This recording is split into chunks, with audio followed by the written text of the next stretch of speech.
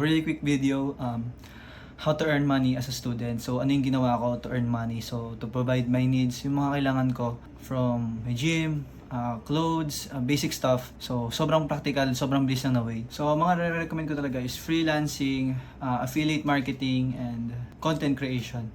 So, yung pinakamadali yung pwedeng yung gawin na simula ngayon is freelancing. So, magtatanong kayo, paano yun pag wala akong experience? So, ang ma-advise ko is sa mga local websites gaya ng Facebook, Instagram, may mga nag-o-offer dyan ng mga free courses sa freelancing, especially about how to be a virtual assistant.